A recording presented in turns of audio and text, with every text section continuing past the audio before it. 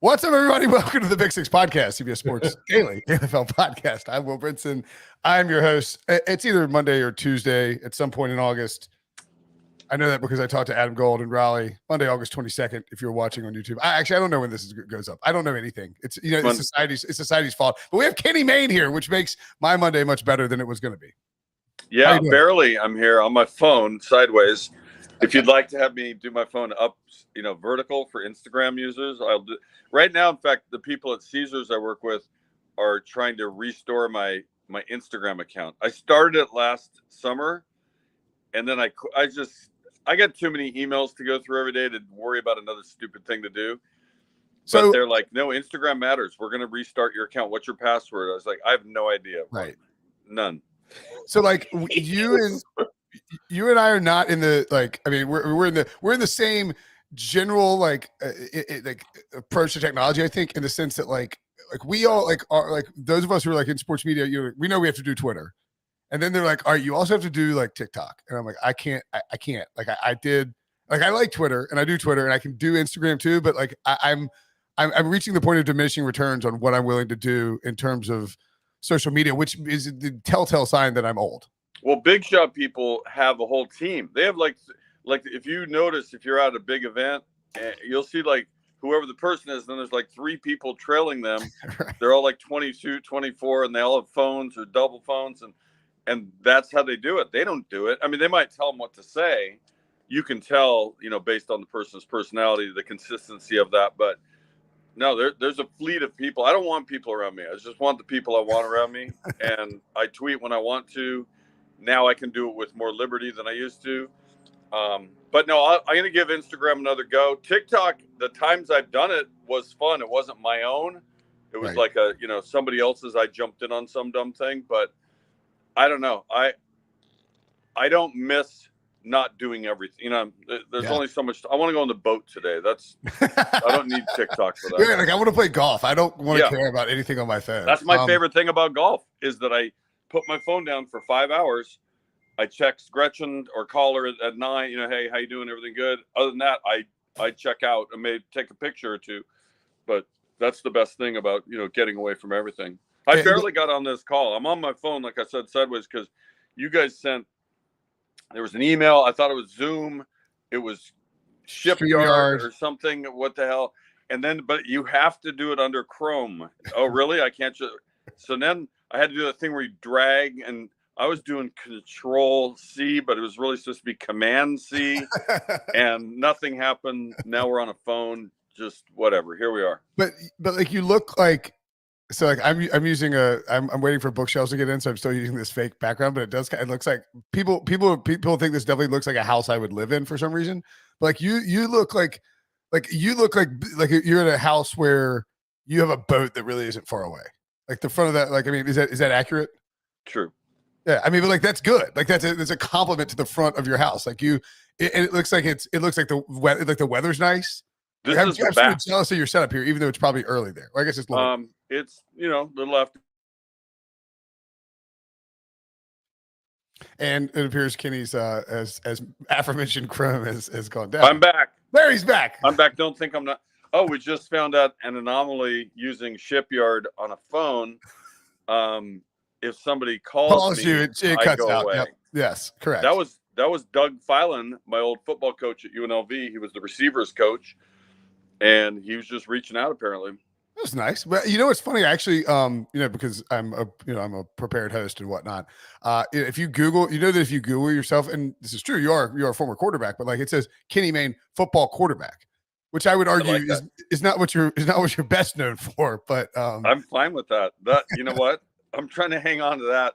I get better every year, and I can still throw, but back in the day, I wish I had that to do over. If when people look back, I wish I'd done this or that. And it wasn't that I wasn't diligent. It wasn't that I didn't try hard. I'm not sure what it was. Maybe the other guys were better. I wish I would have done better, applied myself better, done something different. But I love the days that I got to go to school. Like I said, Coach just called me. My good friend Jimmy Sandusky, Randall Cunningham, Sam King, all these people that are still in my life in some way or the other. Mark Novosel, Euclid, Ohio, free shout out.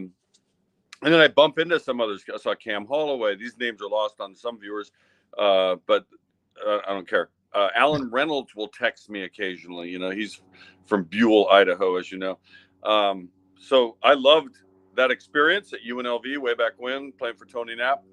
I wish I'd done a little better, but that's Wait, so funny. were you and Randall? Were you and Randall at UNLV at the same? I mean, I don't know why I didn't know this, but I mean that makes. I mean, well, people always get it wrong because they would think obviously there's no way Randall couldn't have been first, right? but there's no way Randall could have beaten you for the starting job, right? Right. Exactly. Yeah. Sam, you can look it up. Sam King was the starter. I was second. Allen was third. Randall was fourth, and then I think he redshirted ultimately, if I'm not mistaken. But could he have jumped in and played? Yes, but it would have. You know, he was brand new. Like we had a fairly sophisticated system. Not that he couldn't master that, but you know what I'm saying. Like Sam had been there a few years. I'd been there a couple of years, and we both redshirted one of our years, and you know that's the way it worked out. But we knew Sam was. I mean, we knew Randall was going to be amazing. Like we'd warm down and screw around at the end and throw it back to the facility just so you could throw the ball the farthest. And his ball's like still rising while ours are hitting. You know, he can throw the ball 80 yards. It's like the Russell Wilson. Like if you watch Russell Wilson throw a deep ball, it has like that second jet plane takeoff. It's very it's amazing. More like a second rocket stage. Exactly. Yeah, exactly. But Randall could outthrow him. So Russell has a nice arm, and I think Russell's going to do really well because I think they're going to let him do like real NFL plays. You know, where you drop back, step up. And you use the oblong leather football, the thing throw it down the field. No, and that's not even to knock what they did here. They had a lot of success here, but it always seemed like it was predicated on, you know, faking a run and rolling out, and he's running for his life half the time. But he has a big arm, and you don't have to run him out. You know, let him drop back and throw. And so, I think he's gonna up there in that thin air, you know, like the ball goes another 5-7 yards, whatever. He's going to be fine. So he played here in Raleigh when and I wouldn't add NC State when he played, which is shocking since I was there for like 42 years. But he ran multiple offenses when he was here, and obviously at Wisconsin he did something that was like more similar to what Pete Carroll wants to do, which is pound the football. Like when he ran an open spread style system at NC State.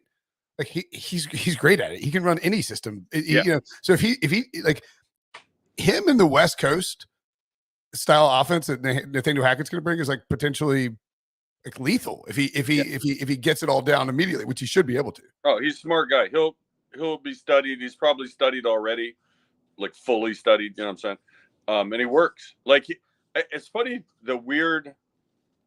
I don't know. I don't know how to put it.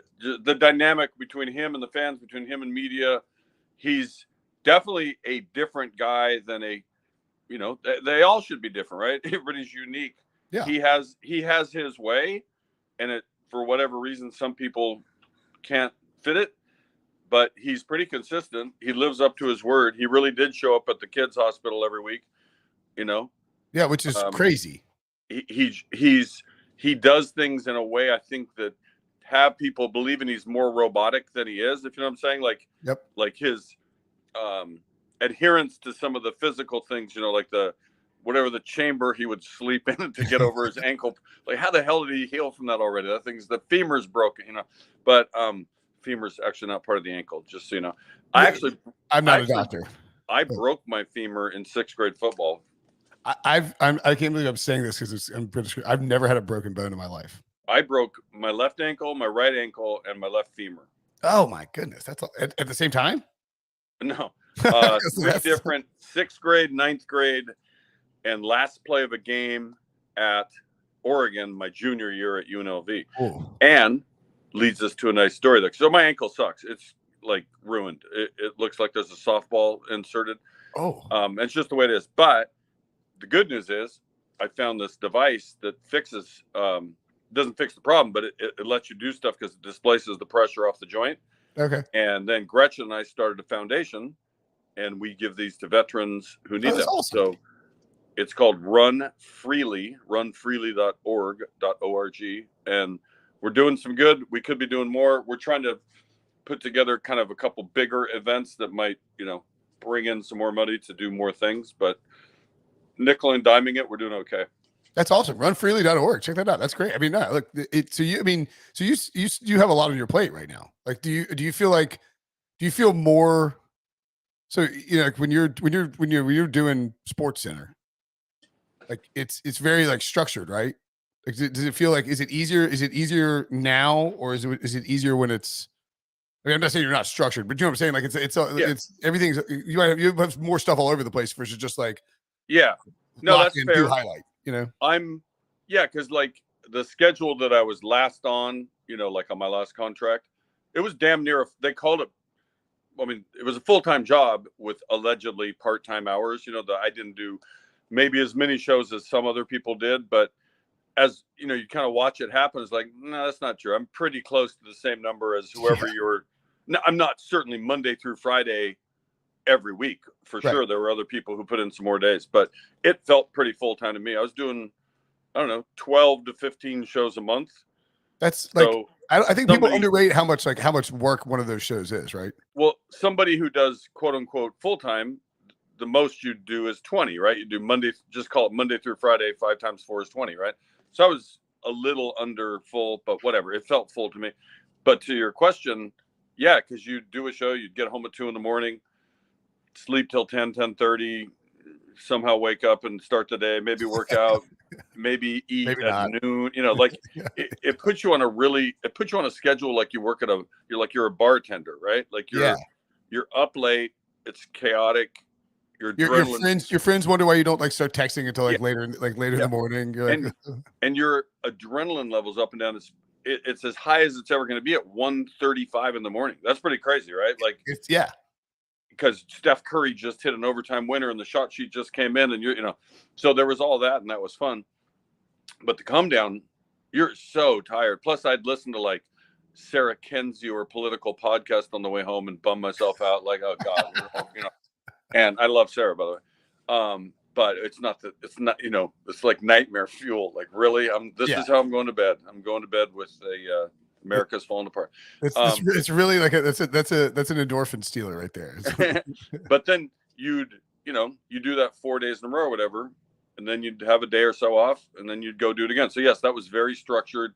You're supposed to be in at 4:30 for the meeting. Although thank God we finally killed those meetings, which were pointless anyway. And yeah, so 4:30 p.m. for a pre, like the pre-pro or whatever, and then for an 11 o'clock show. And I mean, come on. Many of us railed against, like, guys, you never take my ideas anyway. Right. I can give you ideas at 7 and implement that. Like, unless we're going to recreate the wheel, or make a emergency 30 for 30. Right. Do we really need to leave our houses at 3:45 to sit in a stupid conference room? We don't, but we did it for attendance, right? In the same way, you look like kind of a dick if I'm blown up. Yeah. Like I don't like they canceled we used to have a weekly podcast call. And I stopped going, and I looked like a dick, and so they canceled the call. So I mean, obviously much more, not nearly as important as a sports center me, but like also these guys are just blatantly going to hand you a sheet that says, "Here's what we're talking about," and then you're going to stay on script or maybe not, and like, I mean, that's just how it works. Well, it was supposed to be the ideas meeting, right? Right, and it'd be kind of a dead air room. All right, anybody got any ideas? And I'm like. No. I know. What if we did a thing where Jamal Crawford flies in with aliens from out of, like my ideas weren't ever going to win that room. They might win the room with just the producer because he or she would get me. It's easier to convey an unconventional idea to one person than a group of 30, right? It's just especially a group with like people, like some of those people have to like do the actual like construction of the idea, and they're like, we can't really do the aliens. It was more that there's only 1 or 2 people in there that had the authority to say, yes, let's go with the alien bit. That wasn't going to happen very often. So I found my best method was to convey, if I wanted something really out there, just to the one guy in charge of the show, sell him or her. And otherwise, take what they gave us, which here are the games. Here's the sound from Tom Brady or Jerry Jones or whatever the hell. And play with that, right? Like you can give me something straight and I can make it absurd without having to talk about it beforehand. Just in the moment do your thing. Like Jerry Jones talking about like a mosquito's like rectum or something like that, like some Southern saying, and you're like, yeah. Yeah, exactly. What I always wanted to do, and it never happened, and I'm happy to just leave this idea behind. Maybe I'll employ it one day somewhere. When we would cut to the podiums, like some big game, and LeBron's coming to the podium, and we have to cut lives. Like, really? Like, okay. And I'm a LeBron fan, not a knock on him. I'm just saying he'd be one that's probably worth it. I'm saying more often than not. Mike McCarthy's coming to the podium. Hold on. Exactly. Yeah. And so my idea was go to the stupid podium, but leave our mics hot. So we can just clown on it while it's happening. And that was too avant-garde for that place, so it never happened. Well, so like, because part of the problem is, you'll be like, and this is not, I'm not trying to whinge about like, having to like talk about sports, but you'll be on video and you're, and like one of two things happens. Either like it's an awkward setup where the host is like, we have to get off right now. And like, it's like an awkward toss. And then I like the idea of the talking over the microphone. It's sort of like a Mystery Science 3000 like sort of thing. Yeah. But that show knew what they were clowning on. This would be right then, right there. So-and-so says something. And you could just even be like, great point. You could just say anything like, like Mike McCarthy's like, we need to run the ball better. You're like, great point. Yeah, it's great, Mike. So how do you like the podcast life? I do. Can I warm up my coffee and you guys just? I'll filibuster. Yeah, there's no you guys. It's just me. Like, but yes, I'll warm up. You warm up your coffee. I'll filibuster about coffee. Oh yeah, that's a lovely view. Oh my goodness gracious! Why would you ever leave your house? It's an outstanding view that he's got there. I assume in Seattle. I don't know about you. I've been to Seattle in quite some time. I went when I was younger, but I haven't been back. I've not been, so yeah. It looks pretty outstanding. I don't know if he's actually in Seattle so much as but this is an amusing filibuster that I have to fill time for. But I know what I was going to tell. Actually, I kind of want to wait and tell Kenny's story. Did I tell the story about the Uber driver that I had? No, I don't think you've told that story yet. Okay, I'm going to ask Kenny Mayne what he thinks about this, and then we'll ask him about his podcast. But I had like a weird run of Uber drivers. The first one I'll tell in a second, but the second guy I had like this is like a week ago.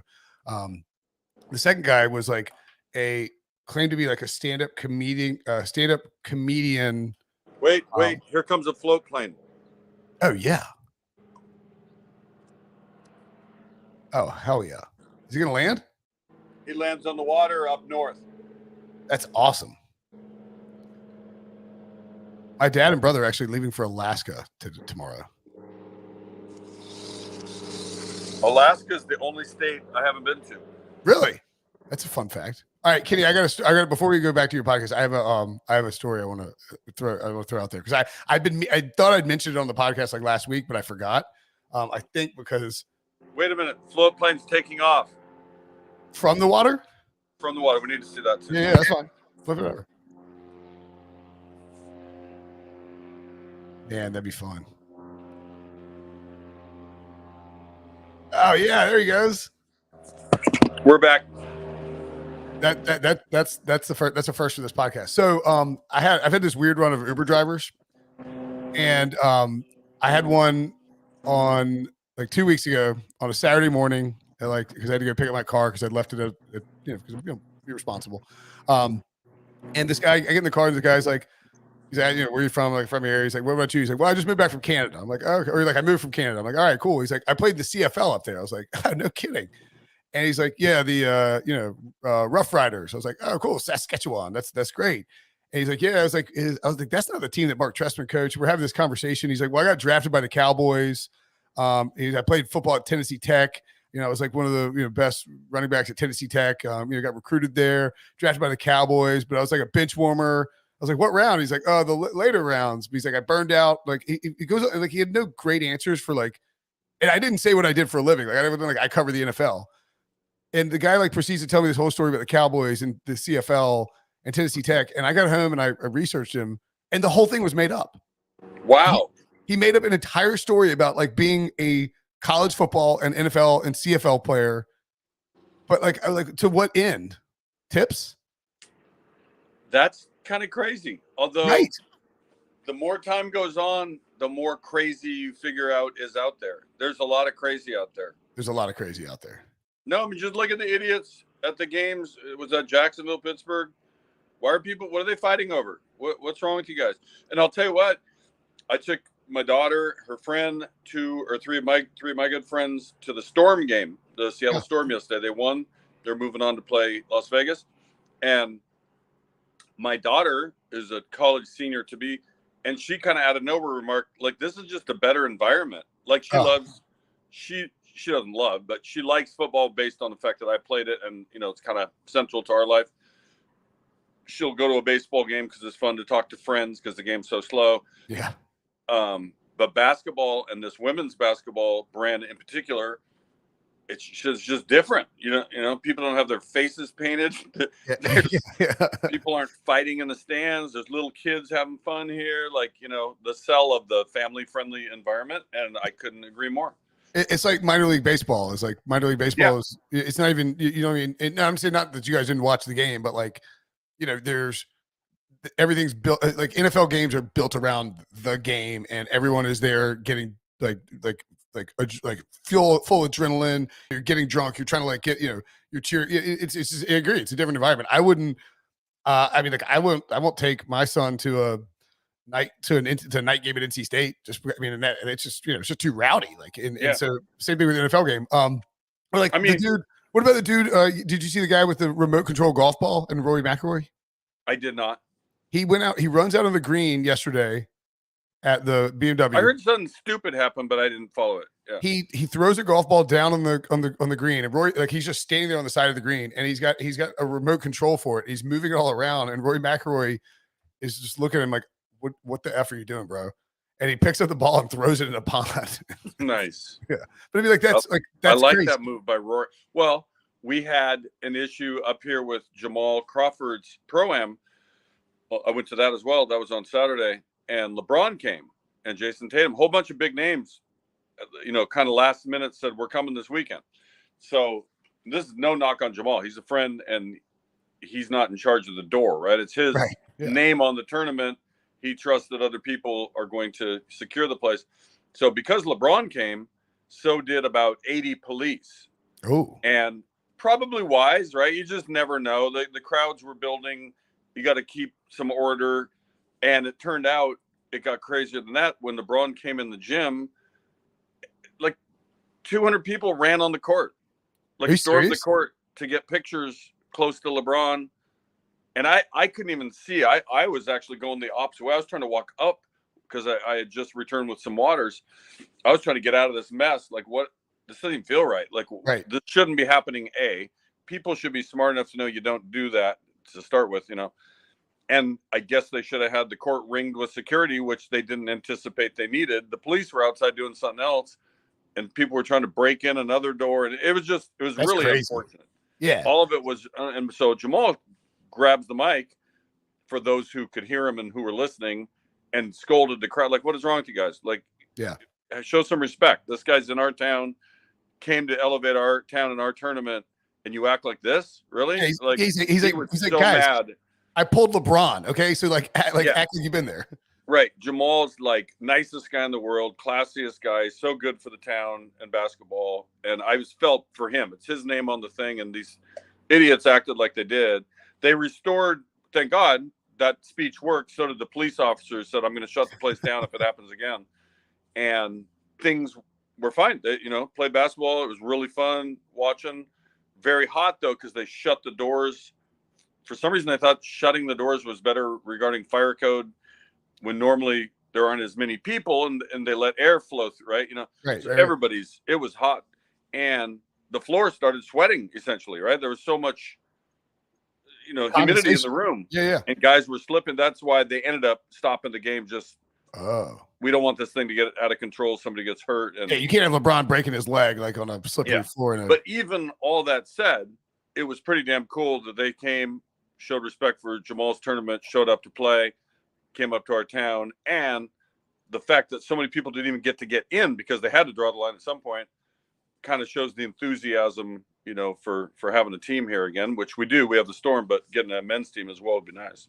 Yeah. The idea that the Supersonics don't exist is very frustrating. It's crazy. That's why I'm not drinking Starbucks. I have a vendetta. Yeah. Well, the guy that ran Starbucks was the principal owner of a bunch of, it's a group of people, Howard Schultz, and they sold the team to people who don't live in Seattle. Right. That's a recipe for the team leaving, right? Like and they didn't give them a new gym. The voters voted it down. They cut a deal with the city to buy out their lease a couple years early, and they left. And as I was watching it from Connecticut at the time, I just never thought it would happen. I was kind of like, oh, somebody will jump in. Not my problem. Of course, they belong. They're not going to sell the Space Needle. That's not happening. Right, exactly. And I mean, it was almost that dumb, right? In fact, I did a little bit for the Seattle Sports Award show with Jeff Ament from Pearl Jam. We pretended that the people from Oklahoma thought that they get the Space Needle also, and they were trying to drag it. I assume we'll get another team, but another year has gone by. I mean, but what really should just happen is you guys just take the Hornets from Charlotte. I don't want another team. I want a new team. I want a I wouldn't want the Hornets either. I don't want an existing team because then we're doing that to some other city. What happened to? I just want. There are enough good players worldwide. Yeah. There's clearly enough money. That's when every max guy's right. Everybody gets a max guy, so that part's nuts. I mean, I got no problem. Everybody should make whatever they can make. Whatever you make is what you can make. Yeah. I'm exactly like Zion Williamson, who I watch play and I think is amazing. Has not. I wouldn't want to be giving him a max contract, right? But because they divide the money, right? Everybody, each team gets its guy, and it's funny because there's no really different than if a house sells for such and such price, that's the price because somebody bought it, So if somebody gets paid whatever they get paid, they're worth it because it worked out that way. But the prices are ludicrous. Baseball salaries, NBA salaries. You could argue football players are quite underpaid given every single play they're putting their life in danger. Oh, for sure. And I was reading, I think Jay Glazer reported that it's going to be an uphill battle for Lamar Jackson and the Ravens to get the deal done. But it's because basically Jimmy Haslam and the Browns completely wrecked the quarterback market by giving Deshaun Watson fully guaranteed money when he was under an investigation and was being traded. That was a curious move by them. Other NFL owners are not happy about it. I kind of why'd they do that? That guy's is not even in the clear yet, and he now because of whatever got resolved, sort of. What is it? Week 12 at Houston, right? Week 13 at Houston, I believe, because they have the bye there as well. Yeah. But yes, at Houston. That's good job, NFL. Way to back up the optics there. Earlier, you asked how do I like the podcast world, but I went and walked away from that question. Right, how do you like the podcast world? It's been fun. More fun than I expected, actually.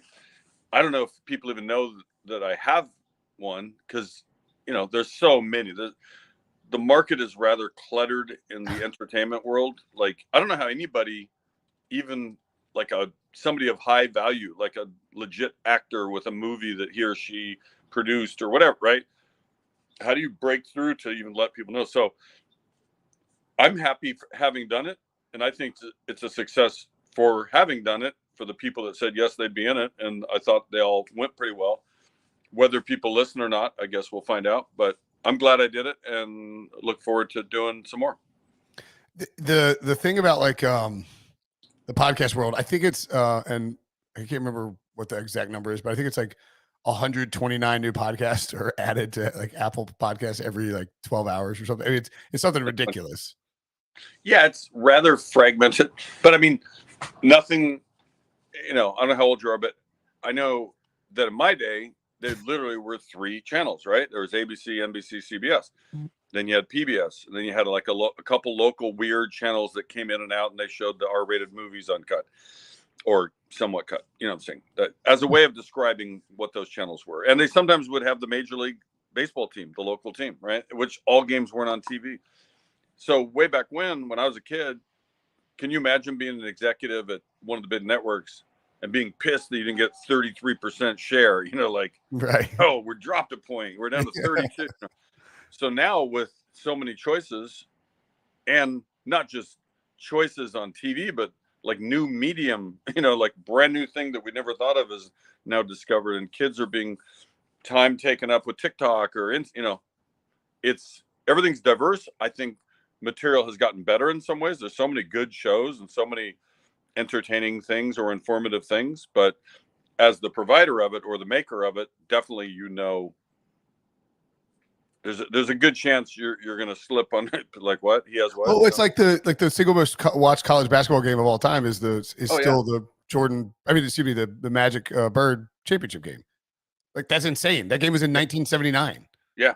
Like more, but there's 5 billion more people on Earth than there were then, and like 10 billion more TVs, and somehow that's the most watched game ever. That's pretty. It doesn't crazy. make sense, but it's because it's the diversification of the content that's being provided.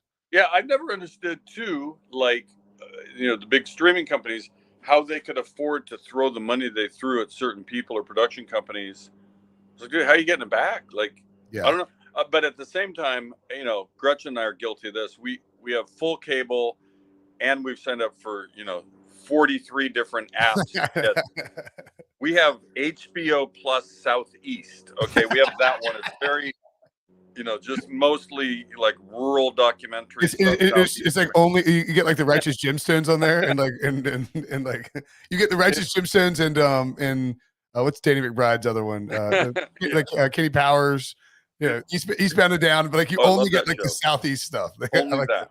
I love Kenny Powers. I got to work with him more than once.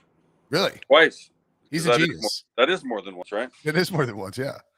He came. What was he selling? What was the movie? What the hell was he selling? It was something. He came. You know how they bring like the famous people to ESPN. They go on all the shows. And what like Tropic Thunder was it? Danny McBride is the name I was trying to come up with. I couldn't say. Yeah. And they're like, hey, just so you know, he's not going to be like in character. He's just him. That's fine. He can be whatever he wants. Turned out he's quite similar to the Eastbound. That is his character. He was great. He was funny. Obviously he's quick. Like he got it immediately. Thought he liked what we wrote for him. Basically read what we wrote, but also made it better. Yeah. And then a few years later, I did a thing with Dale Jr. and Danny. They were doing a commercial campaign where, remember, Dale was retiring, and then the joke was that Danny McBride's coming in as the new driver. Right. But he's terrible. He doesn't know anything about cars. He's an idiot. And we just did like a little takeoff on what they were already doing. Like we kind of replicated what the theme of the commercial was. But yeah, funny guy. I've always the only one I can guess is maybe Angry Birds or Angry Birds 2. No, if it was for a movie. No, it was. I don't know what it was. He's great in Tropic Thunder too. Yeah, he's funny because he's very, talk about like a low key superstar, right? You don't hear about him. You don't see. He's not on Us Weekly. Like, doesn't he live back in Carolina or something? Like, doesn't he go off somewhere and somewhere other than Hollywood? Yeah, I mean, like he's from Georgia. I'm guessing he maybe Georgia. I'm sorry, I thought. Yeah, no. I'm thinking of it's all the same. It's all the same. Zach Galifianakis. Galifianakis, yeah. Galifianakis is went to NC State. That's right. Yeah. So you're the cool thing about the podcast, the series of your podcast is that like you've got this. It's not like I think some people would just assume Kenny Mayne leaves ESPN, talks to sports people, but that's not really your like. I mean, like obviously you love sports, but like you like the sprawling catalog of Netflix are more diverse, right? Well, I think I was always more diverse than people thought in the first place. And yes, you were definitely not like a cookie cutter sports center anchor. I think it's funny when people like you see it on Twitter when they tell you that stop doing politics, man. Talk about sports. Knock it off. I want you to be what I want you to be. Yeah. And I don't know. I started. Very few would know this. When I went to college, I told you, I played football, so I was in sports, but my interest was not sports broadcasting, but I wanted to be like Ken Burns or be working on Frontline by now or, making my own documentaries, whatever. So I always had a very serious my other side was quite serious, like what I cared about and what I read about. And I took a lot of political science and history. And you just said you listened to political podcasts on the way home from like doing sports. Yeah. So what happened was I kind of had a weird path because I actually had a tryout with Seattle because the kid I referenced earlier, Sam King, turned Seattle down. He was going to try Canada or something else. My coach said, hey, if you like Sam, you might like the guy that was his backup. You know, they were pretty close. Sam just did more of the playing. And I got to go up here and throw. And when you go up for those tryouts, maybe mine was kind of less planned than some others, but I think a lot of them are pretty similar. It's like you come in on a Tuesday, you know, free agent, and who's there on the building? Oh, Steve Large. Hey, Steve Large, come out. You got to run some routes. And that's what happened. I was literally throwing to Steve Largent for my That's tryout. unbelievable. It was insane. I'm like, oh my God. Like in my head, I'm like, don't fuck this up. And I threw pretty well. I mean, I was, you know, obviously 22, bigger arm than I would have now. But a couple that weren't as good, you know, he picked them up off his shoes and caught them. So, okay. So I looked way better because I had him, right? And there was another guy out there. I forget who the other guy that was trying out. So I went upstairs and signed a contract like 10 minutes later. Like, all right. It's so weird. Jerry Rome said you didn't look terrible. We're going to offer you a rookie contract. Jerry Rome was the quarterback coach. And I signed. Dave Craig's always pissed because I actually signed for more money on my No way, really? Yeah, he was one of the better quarterbacks in the NFL for 5 years or so, right? That's wild. Yeah, but I ended up failing the physical because of the ankle that I talked about previously. Yeah. They put me on this machine to test the strength, and I should have cheated on my good leg and gone hard on my bad leg, and they would have looked kind of equal, but instead there was a big variance. So they kicked me out. I never even got to work out for 2 weeks in Kirkland, but when we went over to Cheney, got cut literally the first morning, you know, pretty much in tears, like what the fuck just happened? Yeah. And they gave me $10 meal money at the airport of 5 4-1s and 4 quarters. Shut up. God almighty. Hey, it's like, have a nice day, buddy. Like, you know, we just broke your dreams and ruined your life at age 22, but well, you know, here's $10. In 1982, $10 was enough to get through the Spokane airport. I mean, it wasn't insulting as far, but it was kind of funny. Of 5 4-1s and 4 quarters. That's all the guy had. Well, was he all he had, or was it like in case you need to make a phone call? Like, here's some quarters. Good point. That might, you know, maybe it was thinking for it. So I go home. I remember I immediately like true depression when something you're up here. But I found there was an ad. This is how you used to get jobs, even television jobs. An ad in the newspaper for Channel 11 KSTW, an hour ahead of the rest. And I can't remember what it was titled, but it was basically what we would call a production assistant, you know, these days. Sure. So I called up, got the guy on the phone. He kind of knew me, I think, because he, you know, locally I'd grown up in that area and all that from football, and hired me over the phone. I started next Monday, but I wasn't on TV for like 4 years. Like I was just background. I was a producer. I was a writer for the anchors, and most people go to little markets and kind of try to move up. I just went to Seattle market. You went big market and worked and like wormed your way through. Like, yeah. And it worked out though, because I didn't no offense to the little towns, but I just, you know, I was happy here. I was still trying to play football for a couple of years. I thought I was still going to get a chance somewhere, Canada, something, USFL. None of that ever happened. So I got deeper into TV and started doing news reporting. Then they added a weekend show. We always used to say, if there's news on the weekends, there's news to us. But it was a Monday through Friday, small station, right? But they added a weekend show, and you're doing sports.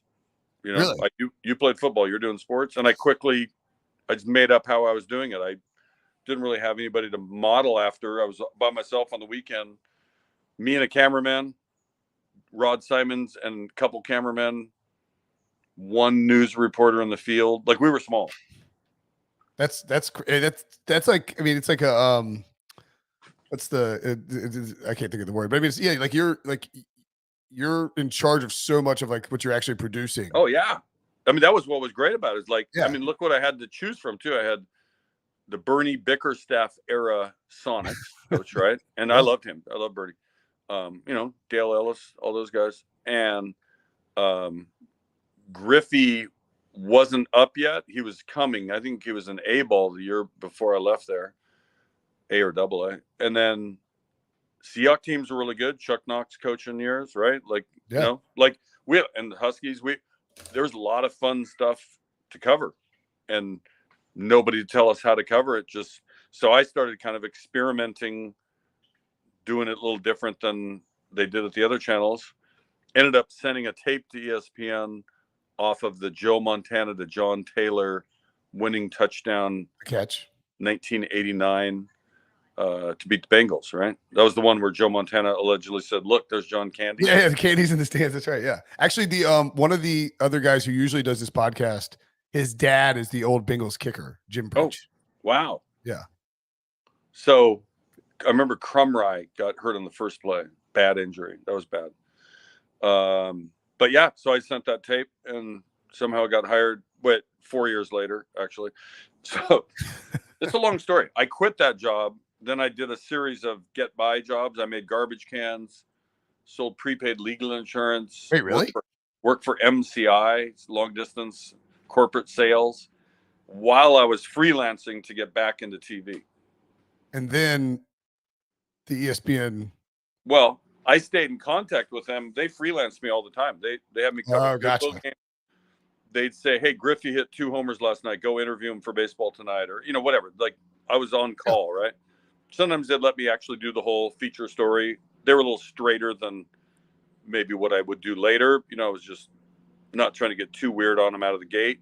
Because you don't want to go avant-garde when you're a freelancer. No, I can do a regular story just like the next guy, but as far as the made-up NFL countdown stories, that was a different classification. Yeah, but even your straightforward stories, and not like obviously the serious ones are different. Serious ones are different, but it's like when you would do but you always seem to you always had this like it was like kind of like a wry smile, like I might do something, but I might not.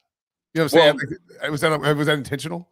No, I think that's just comes out. You're doing it right now. Like you're like, I might. Like your heads think. No, I mean, I think the thing, and I never broke it down until after I left, when people have asked questions about, it's weird because I wouldn't go out of my way to tell, here's what I did, but right. It comes out in the course of an interview. I probably, if I had to break it down, sort of made fun of the fact that I was doing this show while trying to do the show. Yes, exactly. You know what I mean? It's kind of like, This is so stupid. How the fuck am I on TV? Isn't that weird? Yes. Make fun of and also there's always the inside jokes of making fun of format, industry terms, whatever, just dumb stuff that would make the room laugh. But hopefully that kind of. But it carries through to I think too. Yeah. No, it makes. I know what you're saying. It makes sense because there's so much stupid, like stuff, like industry, like jargon, and like one that always got me was there were a couple of the CPs, the coordinating producers, who always had a big hang up about top of the hour coming. Right. Make sure because one of those shows that was going 90 minutes or late baseball, run for 2.5, whatever. And I would really, we're telling people it's midnight Eastern. Like, why? That's clocks, dude. To what end are we doing that? Hey guys, in case you don't own a timepiece, right? In case none of your clocks at home are working, it's midnight Eastern. Thanks for being with us. Like, is that what you wanted me to say? Because what are we saying that for? It's like in radio too, where I always found it bizarre. Like you would, I filled in as like a guest host for like these shows that are a couple hours long, and like the host, you have to reset at 5 o'clock. Yeah, it's like, and so you have to say the same thing you said at 3 o'clock at 5 o'clock. Well, and you might have also just been covering it 4 minutes previous or whatever. But I'll tell you, there is something to. Most shows do start at the top or bottom of hour. I get that, sure. But you could just keep, hey guys, thanks for joining us, and then keep on going. But we did the thing called Wider World of Sports. This is about 10 years ago, where for a couple of years they let me travel the world basically covering unusual sports. Like, it was amazing. It was one of the most fun things I'll ever do, I'm sure. They let us make a couple of television specials. Like, they were all released as 10-minute or 8-minute. Yeah. I know. Yeah, I remember. So then we mashed together a couple of hour specials. We didn't show everything, but the best of and some outtakes and whatnot. We were pretty proud of it. We thought it, amazing stuff. Like my photographer, Aaron Fruitman, Mike Andrus, Matt Doyle producing it, like really worked hard. Like we really cared that we wanted this thing to be good. And the places we went, we were spoon-fed pretty cool stuff, right? Yeah. I mean, like y'all went like everywhere internationally, like insane places. Oh yeah, we're all excited. Our big show's coming on at 9:00. It was on ESPN2, but it's still an ESPN channel, right? Right. That's how I ended up getting my job. You were asking earlier. Keith Olbermann went back to Channel 1. Stuart Scott moved up on ESPN2 next to Susie. They needed one more guy. That was me. That was 1994. So I'm sitting in Green Bay at the Oneida Casino, but up in my room because I want to see our show. I was excited. I didn't see the finished cut. And I didn't remember what it was. It was like, I don't want to put down whatever arcane sport preceded. It was like Rick Fox and got traded or something. No, it was probably some random college something tournament, which I'm sure meant the world to those athletes. Of course. But so did our show, right? So it ended up coming on there at 9:41. Whatever space got finished up, whatever thing we were showing. And I was like, really? I bet a lot of people. Well, they should have done a reset, is what they should have done. Exactly. Hey, thanks for joining the show. It's 9:41 p.m. if you're not aware. Anyway. Yeah.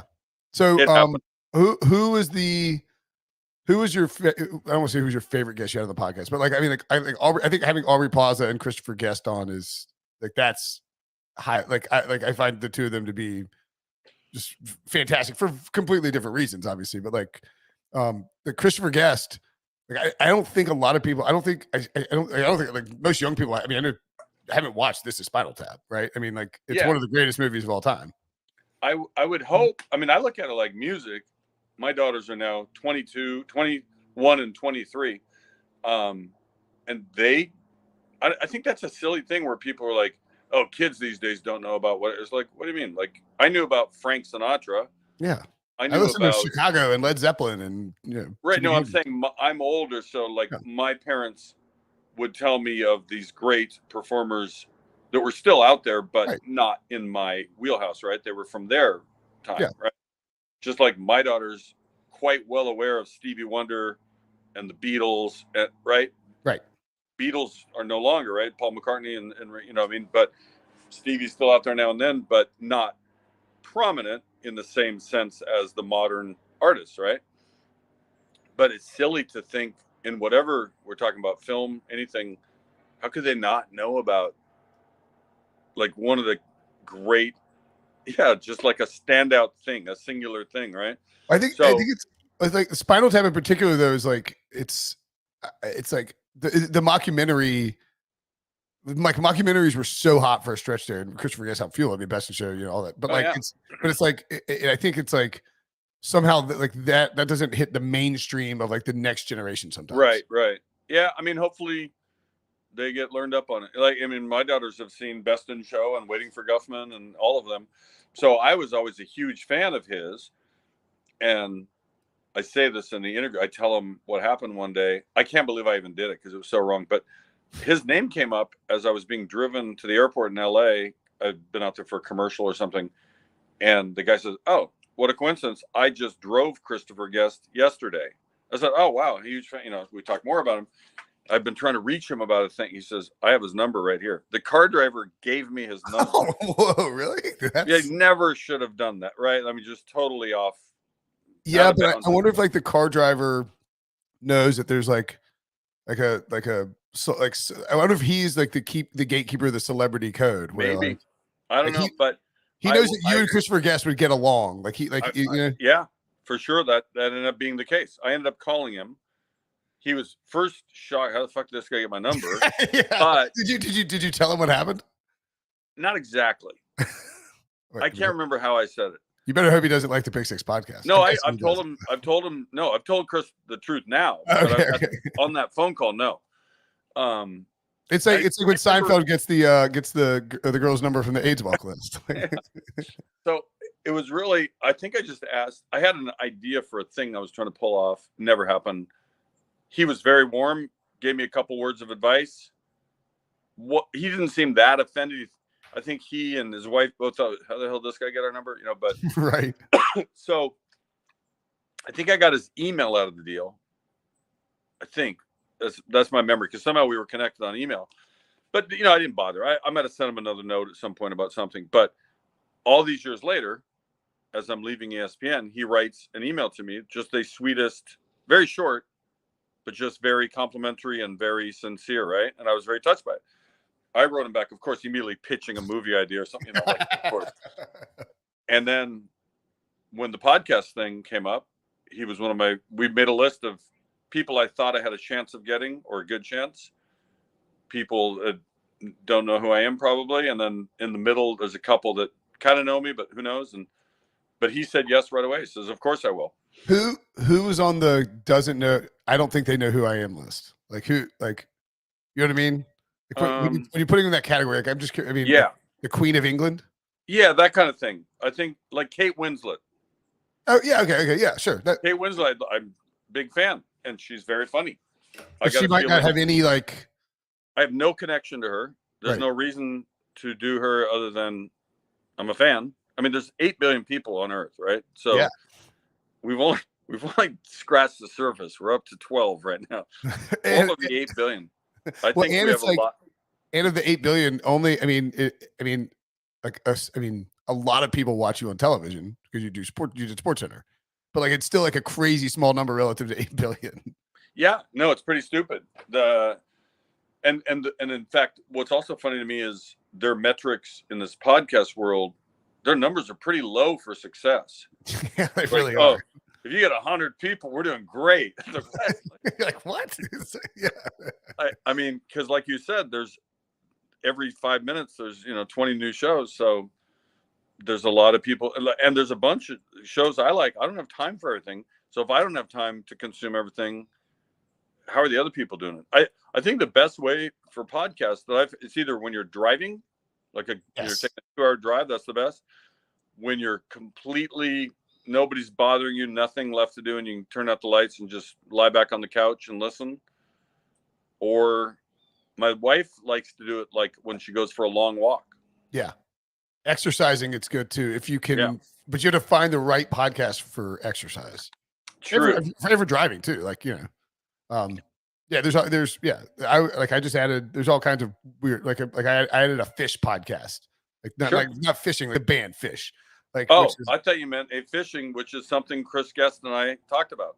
Is he a big fly fisherman? He's a big fly fisherman. He makes his own flies. That's what my dad and brother are going to do in Alaska is fly fish. If you watch, is it Best in Show? Yeah, in Best in Show, he plays the role of the guy with the hound, and he talks about his fly fish. I did a story. Oh, that's right. Yeah, that's right. Yeah.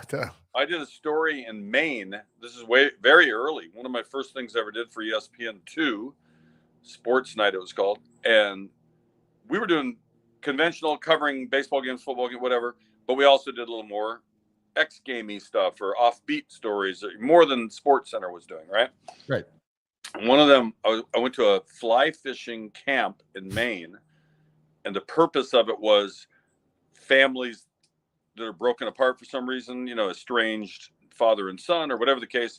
Here's a way to rebond, right? Oh, that's like cool. Like a nice, noble thing, right? Yeah. And then fly fishing was the core of it. That's how you were going to do it together and get taught this new craft and go out there and serenity and all that. And then, so we told that straight, but then I made absolute mockery of I was throwing rocks into the water nearby the guys who, I don't know why I did that. In the moment, what's the funniest thing that could happen? That'd be me throwing a big splash next to that man. Right. And as he's talking about like meeting his estranged father. Right. They're like having a tearful moment, probably like, I'm sorry for how I hurt. And there's this idiot from ESPN2, not even ESPN regular, just the Deuce, dropping rocks. All right. Well, this is flown by and I don't want to keep you much longer because even the podcast have infinity time. I feel like, you got a lot of stuff that you got to get on the boat. So I'm just curious what you think about the 2022 Seattle Seahawks, because my theory is that Pete Carroll is attempting to recreate 2010 and 2011 and hope to then somehow stumble into a Hall of Fame quarterback in the third round of 2023 or something. I don't know. Now that you've put it that way, it's making me rethink where I was. Where were you? that I trust him well enough to think he wants to win, and he'll get by. And I don't want to put down these guys. Like, on a good day, Geno's looked pretty strong. I've seen him out there like, damn, that guy got held back. He should have been playing somewhere. I can't get a handle on Locke yet because I haven't seen him in person. And who's the other guy? Easy. Apparently, he's kind of like made little notice. I thought they should have signed Kaepernick for real. Like, what's the harm? What's the harm? Maybe he can still. Definitely hasn't been beat up by the game. Others have been. Now missing that much time, I can't. It would be hard because being taken out for that long, rhythm being off of the. But he's been out there working out with legit people and kind of staying tuned up, as well as he could. It's still a shame what happened to him. Maybe their running game, if they can figure it out, maybe their defense will be so dominant it will score. But that's what I'm saying. That's what he thinks he's going to have a great defense. So I went back and looked the 2011 Seahawks. I don't know why I'm harping on this theory, but if you look at their, I mean, you probably remember they lost to the Cleveland Browns in Week 7, 6-3. Like that's it. That's what Pete Carroll wants, I think. We just needed 2 more safeties. we win that game. Exactly. So you don't sound like you're expecting like maybe 9 wins. Yeah, I'm thinking it's a 500 season, and we might get lucky and sneak in at 9 or 10 if they get a roll going. I mean, the thing about the NFL, everybody has all these predictions. Most of them are wrong. I don't make any. I'm just like, I hope we have some fun game. I don't live my life through sports anymore. Like, I don't know if I ever did. Seahawks would be the closest thing to me, making my week predicated on whether they won or lost. Yeah. I'm over it, before the gun usually. Like, it's okay. Gretchen still likes me. I got golf on Monday. Like, it's just, I'm not as passionate as I once was. And that doesn't take away from I hope they do well. And I appreciate what they do, but I'm not a fanatic, I guess is the best way to put it. It would being in the business will, and I don't mean it like I'm an objective journalist way. It's just like, you just sort of like I'm not a Panthers fan anymore. Well, I think you've seen it all, and there's so many games. Like, the smarter people know it's a long season, and any win is a good win, right? Like, like if you're an NFL coach and you win 5-3, going on to next week, we won. They don't give a damn how you get that W. You just get next the W. Week, we'll do better. So I hope they do well. The games are fun to go to. It's a fun place. For me, a lot of going back it's like an old reunion. I get to see old friends, look cool on the sidelines, pointing at things. I mean, that's really the reason I go back. If I got to the Storm game, they gave us amazing seats. Did they announce your presence? Yeah, it was. Cool. Was too much. Yeah, my daughter was so embarrassed. She's like, "Oh my God, Dad, they're not going to do that, are they? I don't want to be in the shot." Did you throw a rock on the court? Yeah, she wanted out of the shot for her. Yeah. I said, Annie, you're trying to go into journalism. She said, yeah, I would have a purpose. I wouldn't be like sitting next to you while they do something.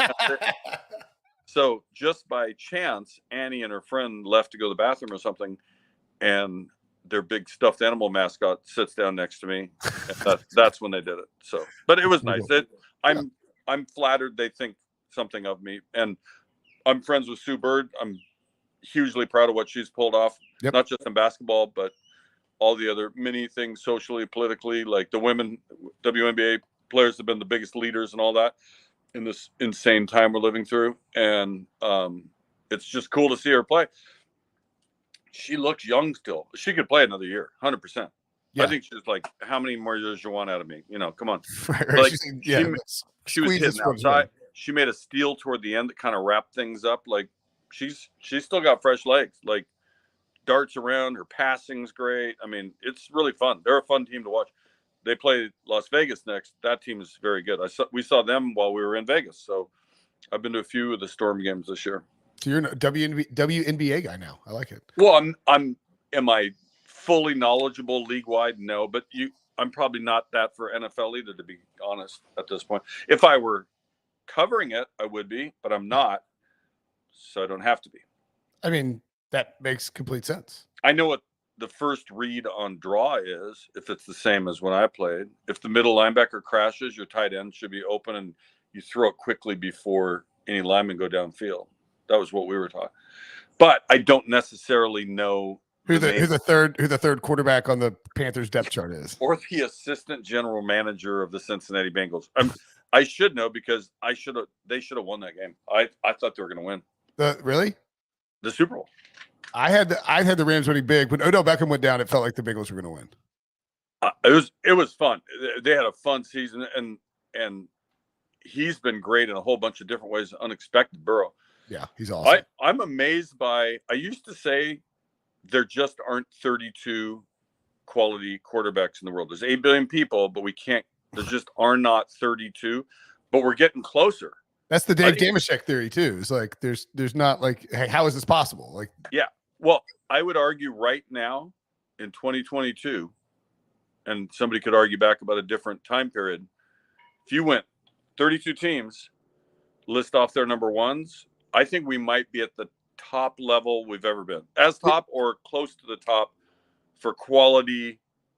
You know, I mean, we're the closest we have ever been in human history to NFL quarterback saturation.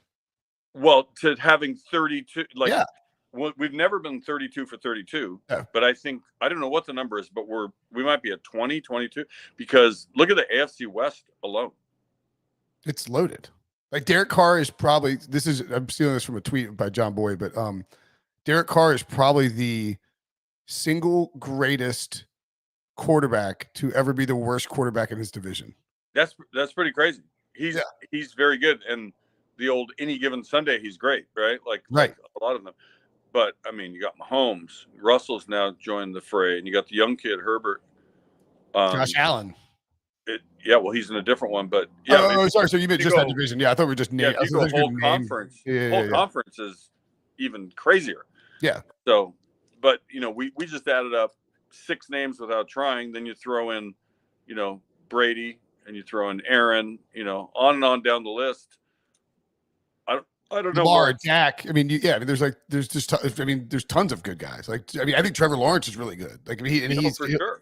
And Burrow, we already mentioned. Yep. There's got to be a point somewhere where we say, all right, they're not with those guys. I mean, Stafford, Kyler, Trey Lance. Like, yeah. But this is the deepest I've ever gone. Yes. Into an elite quarterback conversation, because usually I make fun of it. I was really just trying to. I was not trying to make an elite. I'm making a quarterback saturation conversation, not a. Good. We didn't say elite because I love making fun of the elite. I did a bit with Peyton and Eli for Caesars, where I was talking to them about their elite status. So I was like you guys must have loved it when talk radio would talk about elite quarterbacks, and there was just kind of like dead air. And then I said, "You were elite," and pointing to Peyton, and then I looked at Eli, like you were some of the time. And he was great because he knew, play it like you're a little pissed, but don't be, he's like, and then I said, you know what? Is it like when I get on certain airlines and I'm checking in, they'll thank me for my elite status. And I feel pretty good walking down the hall. And is it like that at NFL stadiums? And I can't remember. Eli says no and Peyton says yes, or whatever. I mean, the ending because Eli doesn't know. Yeah, those guys have been fun to work with, and JB Smoove. Like we've had some good time. Shot with them a few times now. Halle Berry, we got to be in a commercial with her. That wasn't terrible. No, that's a pretty good run of NFL players and famous famous actors. Okay, I've kept you for a full hour. You have a boat to get on. I would talk to you for 4 hours, but I would bet if I were you, I'd rather go fishing or the studies. The studies show the listeners will stop after 1 hour. They might be gone already, but this was enjoyable, and we'll talk down the road. All right, Kenny, appreciate it, man. Thank you. Thanks as always. See you, buddy. Kenny Mayne, thanks for joining us. Great. That was great, man. Appreciate it. See you. Actually, you can kill the podcast. We'll just wrap the podcast here. Oh, there we go. He's gone. Thanks for watching. For Kenny Mayne, I'm Will Brinson. We'll see you guys later.